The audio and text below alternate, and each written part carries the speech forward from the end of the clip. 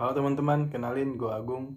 Jadi yang belum tahu konten gue ini bisa langsung dicek di video gue yang sebelumnya. Oke, jadi sebelum topik yang bakal gue bahas kali ini, gue akan disclaimer dulu. Jadi semua pendapat ataupun perspektif dan point of view yang bakal coba gue share di konten gue ini, semuanya sifatnya sangat-sangat subjektif, berdasarkan subjektivitas gue sendiri.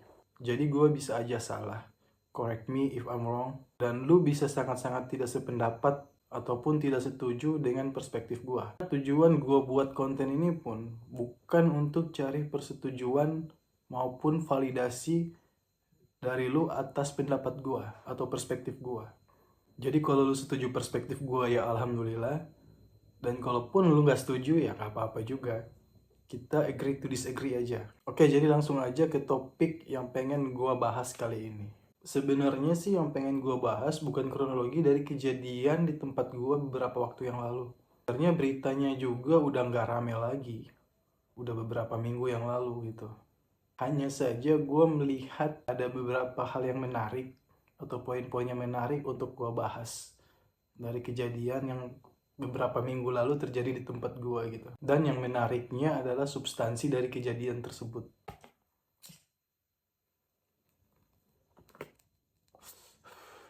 Oke, jadi gue bakal kasih konteksnya dulu. Jadi beberapa minggu belakangan ini, beberapa minggu yang lalu, di tempat gue kedatangan satu public figure atau penyanyi yang dianggap sombong sama penggemarnya. Quote and quote sombong ya. Karena sombong sendiri itu sangat subjektif juga. Dikarenakan si public figure tersebut gak mau nge-repost ataupun gak mau diajakin foto sama penggemarnya atau sama fansnya yang nontonin konsernya saat itu.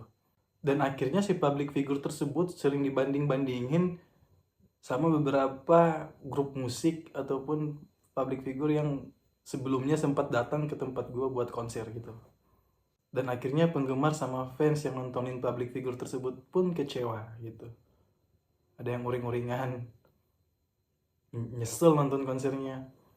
Jadi singkatnya seperti itu.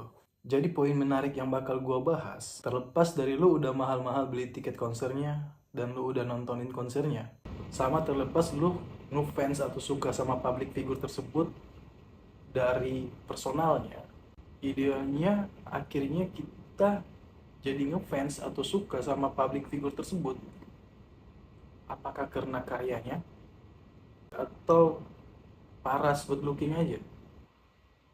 Karena buat gua, ketika ada public figure, katakanlah dalam hal ini penyanyi ataupun tokoh, ya gua bakal suka karena kan suaranya.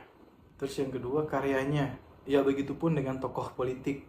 Ya gua bakal suka dan bakal tertarik ya dengan kebijakan-kebijakannya mungkin maupun tokoh masyarakat, ya gua bakal suka pemikiran-pemikirannya gitu. Karena mereka datang dengan profesi atau image mereka masing-masing yang ditawarkan, pembawaan ataupun paras dan good looking, ya itu bukan jadi aspek yang utama buat gue gitu. Dan kalaupun gue berada di posisi public figure tersebut, gue akan lebih senang ataupun lebih bahagia ketika gue diapresiasi dengan karya gue gitu, pemikiran gue ataupun idea gue, bukan karena personality gue ataupun paras, good looking, hal-hal yang gak ada hubungannya sama profesi gue gitu. Dan gue pun ketika berada di posisi sebagai fans, gue nggak akan terlalu peduli mengenai pembawaannya atau sikap sifat dari public figure tersebut selama itu nggak ada hubungannya sama sekali dengan karya atau produk yang ditawarin mereka ke gue. Ya gue santai-santai aja sih, apalagi kita yang notabene hanya fans atau penggemar dari luar aja gitu. Kita gak benar-benar tahu kan dari dalam bahwa public figure tersebut personalnya aslinya kayak gimana gitu. Jadi gue rasa gue nggak ada hak moral tertentu untuk menjustifikasi atau memberikan label atau judge kepada public figure tersebut hanya karena postingan gue nggak di repost ataupun public figure tersebut gak mau diajakin foto gitu. Dan yang menariknya lagi secara personal buat gue jadi ingat sama bapak psikologi yang sedikit banyaknya sangat-sangat mempengaruhi platform gue berpikir. Gue jadi ingat sama kutipan dari bapak psikologi tersebut. Ya, namanya Carl Gustav Jung. Ya, mungkin teman-teman pernah dengar, kalau yang suka psikologi mungkin pernah dengar. Ya, intinya dia filsuf atau bapak psikologi yang mencetuskan teori tentang psikoanalisa. Buat gue sih relate aja dengan situasi yang gue bahas ini gitu. Kurang lebih kutipannya kayak gini. Thinking is difficult. That's why most people judge first. Jadi berpikir itu sulit. Itulah sebabnya kenapa kebanyakan orang menjustifikasi atau menilai terlebih dahulu. Seperti itu.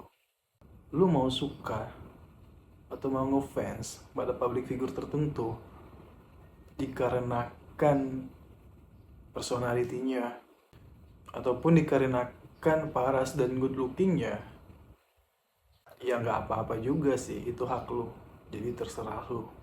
Hanya saja sebagai fans yang dewasa, lu harus cukup menyadari bahwa ketika kita menyukai atau ngefans public figure tertentu berdasarkan personalitinya, perilaku dan pembawaannya, bukan pada karya dan produk utamanya. Harus siap ketika ternyata public figure tersebut perilaku dan pembawaannya nggak sesuai ekspektasi lu gitu. Karena lu ngefans dan suka sama sosoknya gitu. Di saat yang sama lu nggak benar-benar tahu orangnya, personalitinya dari public figure tersebut seperti apa. Jadi menurut gua lu harus siap dengan konsekuensi ketika public figure tersebut atau tokoh tersebut perilaku, sikap, dan pembawaannya nggak sesuai yang lo harapkan gitu. Itulah sebabnya kenapa penting buat kita ketika menyukai atau ngefans pada public figure tertentu ataupun tokoh tertentu. Aspek yang harus diutamakan ketika kita ngefans dan suka pada mereka yaitu karyanya, produknya. Karena bagi gue sendiri, orang bisa mati, people change every time. Karena sosok bisa silih berganti, sosok bisa mati, sosok bisa berubah kapan saja. Tapi karya akan selalu abadi. Dan itu yang bikin bakal bisa lu selalu dikenang. Coba lu lihat lagi. John Lennon udah lama mati. Tapi karya ataupun lagu dari John Lennon yang berjudul Imagine sampai saat ini pun masih sering dimainin sama musisi-musisi di kafe-kafe. Bahkan masih banyak yang nge-cover lagu Imagine tersebut di YouTube. Bung Hatta udah lama ninggalin kita. Tapi konsep dia, ide dia, pemikiran dia tentang perekonomian Indonesia, tentang konsep koperasi yang diterapkan di Indonesia, sampai saat ini pun masih kepake di negara ini. Siapa lagi coba? Steve Jobs. Hampir semua populasi manusia yang ada di bumi ini menggunakan produk Apple-nya gitu. Meskipun sosoknya udah nggak ada. Hal ini menunjukkan bahwa semangat dari pemikiran, karya akan selalu hidup. That's why pentingnya ketika kita menyukai sesuatu ataupun ketika lu ngefans sama sesuatu, public figure tertentu, pentingnya kita menyukai mereka sesuai dengan profesi dan porsi yang mereka kasih ke kita. Dalam hal ini seperti produk ataupun karya dan ide-ide pemikiran yang mereka kasih atau tawarkan kepada kita. Karena itu nggak bakal bikin lu terintervensi secara emosional. Karena pada dasarnya lu suka berdasarkan karyanya aja, bukan sosoknya gitu. Oke teman-teman, gua rasa sampai di sini dulu yang pengen gua bahas. Dan buat teman-teman yang mau ingin ngasih saran, kritikan, masukan, ataupun pengen ngasih referensi topik yang ingin dibahas, bisa langsung aja komen di kolom komentar di bawah. Ataupun lu bisa direct langsung ke semua akun sosial media gua. Gua sangat-sangat terbuka untuk itu. Sampai ketemu lagi di topik dan video gua selanjutnya. See ya!